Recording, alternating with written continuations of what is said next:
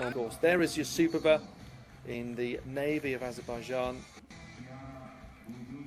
Also in this, there is Redia Dauti, a 21-year-old Albanian who has national titles, as many of these women do, right across from 1500, 3000, 3000 steeplechase and 5000.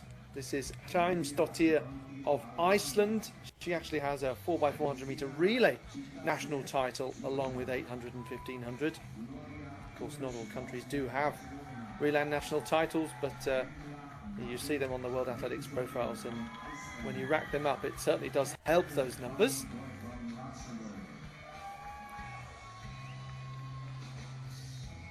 So getting this race underway shortly, and then we'll have the men's 800 metres, women's 200, women's 5,000 still to come. Interesting to see if Yusupova does also line up in that as well. Men's steeplechase, and then the final event will be the mixed 4x400 metre relay. Mcnamara was second in both the 800 and 1500 a couple of years ago in Horso. That was behind two Irish athletes, Louise Shanahan and Sophie O'Sullivan.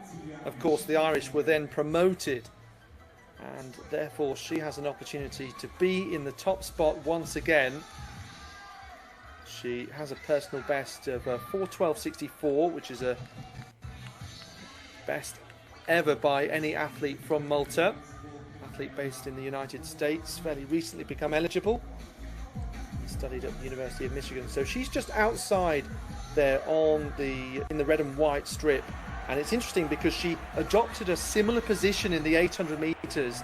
That meant, yes, she ran a bit of extra distance, but she wasn't caught in any kind of tight situations. But you can see here it's the Moldovan athlete Mihaela Botnari who's gone out front early, and we did see a couple of tactics like that, of course, not least with Ivanovsky in the 5,000 meters, but really kind of setting a bit of a challenge, the gauntlet down to the opposition, to ask them, do you want to go with this pace? Are you going to hang back with the pack? Of course, a potentially risky strategy, Rob, for the Moldovan, but setting out her stall early in this one. Fascinating, Alex, especially when you bear in mind her PB is 4:35, and that is a sizable lead.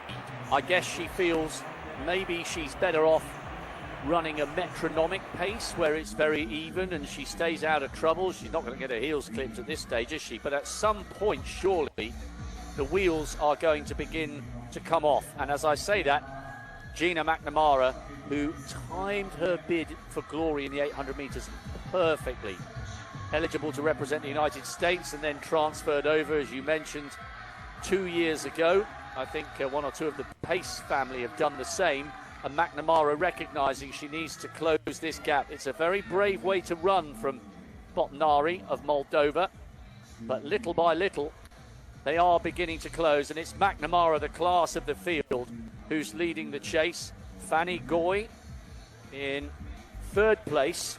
Watch out for the Luxembourg athlete, 26 years of age. She's a 4:34 athlete at her best and came into this with a 2:15.800. But at the moment, Botnari still running and still looking quite comfortable. But Mcnamara surely is coming and closing. It's just a question of when. And I think the answer to that is quite soon.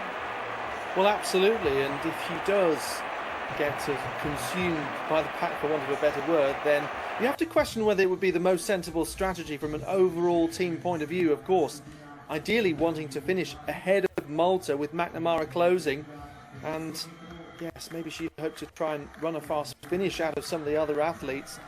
But are they just going to come past? Is she going to be able to try and manage a gap to this lead group? It's the Kosovan athlete that's now trying to come past here. So Gresa Bakraci, who is also a quality athlete with a personal best of 4:20. She's finished in the top three in the past. That was in 2019.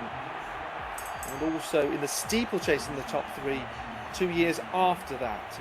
National record holder indeed. So it's Bakraci of Kosovo in the blue, then leading the taller figure of Mcnamara of Malta. And I think she just comes in with great recent form and great experience at this sort of level, having finished second in the past, and no disrespect to anyone in this field, but yes, Sophie O'Sullivan, you know, a really high quality athlete, so finishing second to her, no shame whatsoever. This looks like it's going to be a really good battle then in the closing stages. Bakracci of Kosovo trying to hold off Mcnamara of Malta. She's gritting her teeth there, the Kosovan on the inside, very experienced athlete, but around the outside once again, a great tactical display by Gina Mcnamara, and what a sensational middle distance double from the Maltese athletes, coming through in 4:27.23. So didn't have to run one of her fastest times, but still had to be tactically astute,